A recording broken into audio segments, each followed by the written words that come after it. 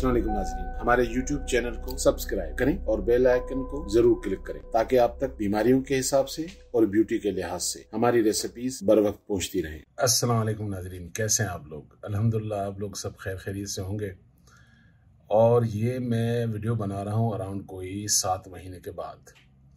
बहुत सारे आप लोगों के मैसेज मैंने रिसीव किए हैं कि ईसा भाई आप खैरियत से हैं, आप कहाँ हैं, आपके वीडियोस क्यों नहीं आ रही हैं, आप कहाँ चले गए हैं? मैं कहीं नहीं गया, थोड़ा सा स्पेस चाहिए होता है, शायद वही ले रहा था। और अभी भी प्रोग्राम नहीं था मेरा, मैं सोच रहा था कि दिसंबर से मैं अपने दोबारा से वीडियो स्टार्ट करूँगा। लेकिन सम टाइम कभी कभी कुछ ऐसी चीज़ें आपकी लाइफ में आती हैं तो आप कहते हैं कि आपको अपनी फैमिली से शेयर करनी चाहिए। कुछ दिन पहले एक ऐसे पेशेंट, जबकि मेरे क्लिनिक का टाइम ख़त्म हो चुका और वॉक इन थे और फर्स्ट टाइम ही आए थे, तो उन्होंने मेरे स्टाफ से रिक्वेस्ट की कि मुझे डॉक्टर साहब से मिलना है, मैं बड़ी दूर से आया हूँ। तो किस्सा मुख्तसर, मैंने उन्हें बुला लिया अपने रूम में और मैं उनके साथ बैठा तो उस शख्स ने मेरे सामने एक इतनी बड़ी फाइल रख दी और कहने लगे कि डॉक्टर साहब मैं पिछले 5 साल से शायद ही कोई ऐसी जगह हो जो मैंने छोड़ी हो।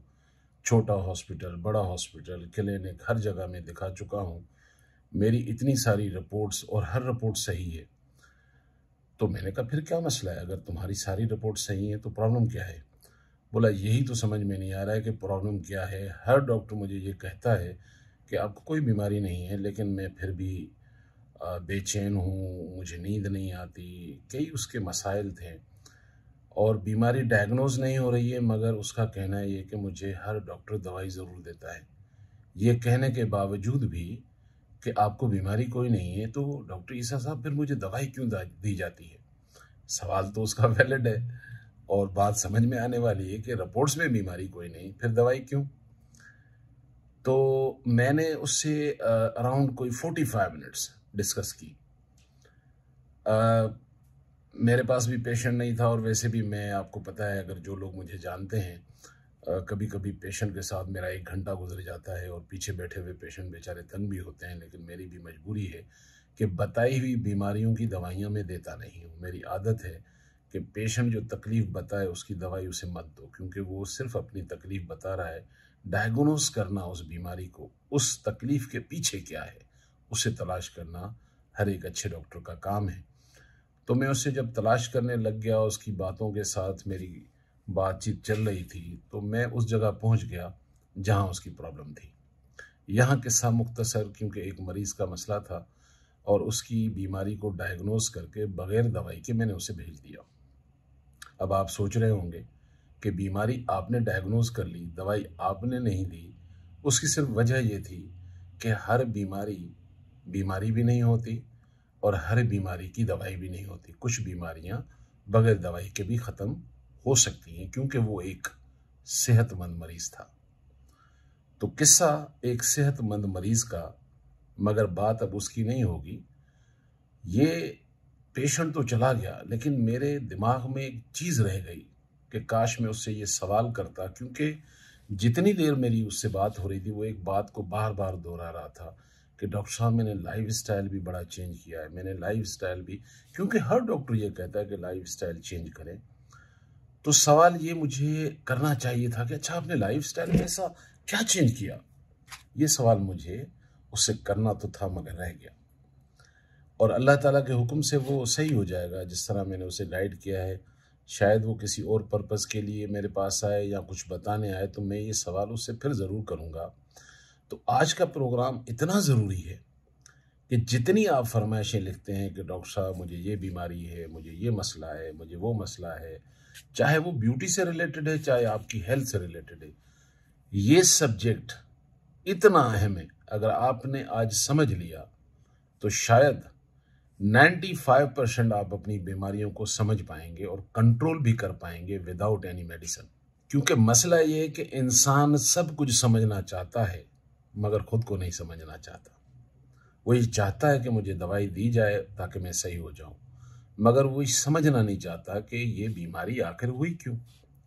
अच्छा, लाइफ स्टाइल का जो सवाल रह गया था वो मुझे पूछना था कि लाइफ स्टाइल में क्या है, क्योंकि दुनिया में लाइफ स्टाइल तो बहुत सारे लोग चेंज करते हैं, फिर बीमार भी हो रहे हैं।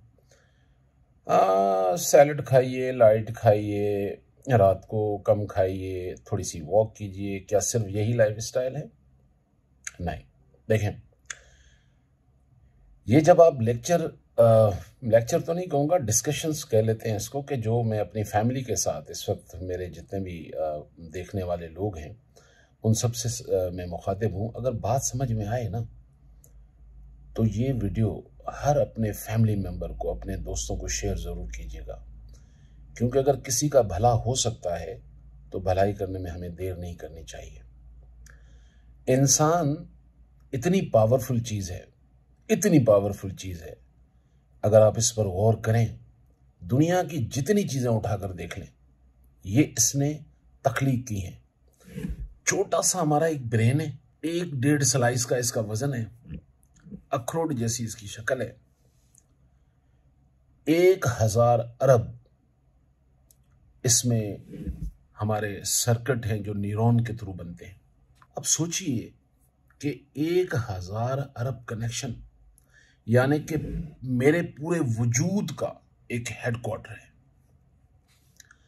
हो सकता है कि आप जिस बीमारी को समझते हो कि आपकी कान का मसला है, आपकी नाक का मसला है, आपकी टांग का मसला है, हो सकता है वो न्यूरॉन्स जो उस काम के जिम्मेदार हैं, वहां कोई प्रॉब्लम आ गई तो क्या करेंगे? तो इंसान सब कुछ किए जा रहा है, इतनी हद तक इसने चीजें बना ली। इंसान ने एक इंसान को उठाया और चांद पर बिठा दिया। एक इंसान ने इंसान को उठाकर कहां बिठा दिया? चांद पर बिठा दिया। फिर दुनिया में जितनी आप ट्रैवलिंग करते हैं, एरोप्लेन, जहाज, ट्रेन, गाड़ियां, मर्सिडीज, मोटरसाइकिल, जितनी सवारियां दुनिया की देख लें, और सबसे खतरनाक चीज जिसका फायदा भी बड़ा है और नुकसान भी बड़ा है, इंटरनेट। आज इस वक्त जो मैं डिस्कस कर रहा हूं, दुनिया के कई ममालिक में एक वक्त में आप मुझे देख रहे हैं, मुझे सुन रहे हैं, इवन चाहें तो इसी सिस्टम के थ्रू मुझसे बात कर सकते हैं। कितनी पावरफुल चीज बना दी इंसान ने। तो सोचिए अल्लाह ताला की ये तख्लीक कैसी है। ये कितना इंसान पावरफुल होने के बावजूद भी अल्लाह इससे कहता है, इंसान तू खुद से बड़ा गाफिल है, तू खुद से बड़ा गाफिल है। इतनी तरक्की करने के बाद भी वाकई ये इंसान खुद से बड़ा गाफिल है। मिसाल के तौर पर, अगर आपके पास मोटरसाइकिल है, करोला है, मर्सिडीज है, तो थोड़ी देर के लिए मेरा एक सवाल है, आप अगर उस सब चीज़ों में पेट्रोल डालते हैं कि नहीं? अगर आप ये सवाल किसी मोटरसाइकिल वाले से भी करेंगे ना कि भाई साहब आप अपनी मोटरसाइकिल में क्या डालते हैं, तो कहेगा पेट्रोल। आप उससे कहें कितने का डालते हैं, वो कहेगा 200-300 रुपये का। महंगाई का दौर है, आप उससे कहें 500 रुपये मैं देता हूँ आपको रोज़ाना फ्री में, आप ऐसा करें 500 रुपये का इसमें डीजल डाल दें। वो आपके मुंह पे 500 रुपये मारेगा, बोलेगा रखो, मेरी गाड़ी खराब हो जाएगी। यानी कि ये मशीन जो मोटरसाइकिल की सूरत में है, जो कार की सूरत में है, एक इंसान ने बनाई हो। एक दफा उसने अपनी किताब में लिखा कि मेरी बनाई हुई मशीन मोटरसाइकिल में, मर्सिडीज में, करोला में, जो भी ब्रांड है जिसमें पेट्रोल डलता है, उसने लिखा कि इसमें पेट्रोल डालना। ये इंसान, ये मुसलमान सारी जिंदगी एक दफा भी उसमें डीजल नहीं डालेगा, क्योंकि उसे पता है कि खराब हो जाएगी। तो ये जो इतनी पेचीदा मशीन है अल्लाह ताला की बनाई हुई, इसके बारे में नहीं पूछेंगे अल्लाह से क्या इसमें सब चीजें डाल देंगे? सच बताइए, क्या मैं और आप झूठ के लिए बने थे? क्या हम गीबत और हसद के लिए बने हैं? क्या हम कुढ़ने के लिए, जलने के लिए, हसद के लिए, किन चीजों के लिए बने थे? नहीं बने थे। मगर ये सारे पेट्रोल हम डाल तो रहे हैं, तो मसला तो होगा। तो खाना पीना तो अभी सेकेंडरी है। सबसे पहले ये सोचें कि इस मशीन के अंदर जो एक पेचीदा मशीन है, इसके अंदर अगर ये सब चीजें डाले जा रही हैं तो क्या प्रॉब्लम नहीं आएगी आपके सर्किट में? क्योंकि ये तो इसके लिए बना नहीं। 1 लाख रुपए की मोटरसाइकिल पर तो ये गलती करने के लिए मैं और आप तैयार नहीं हैं, मगर अल्लाह का दिया हुआ वजूद, उसमें सब चीजें डाल देंगे।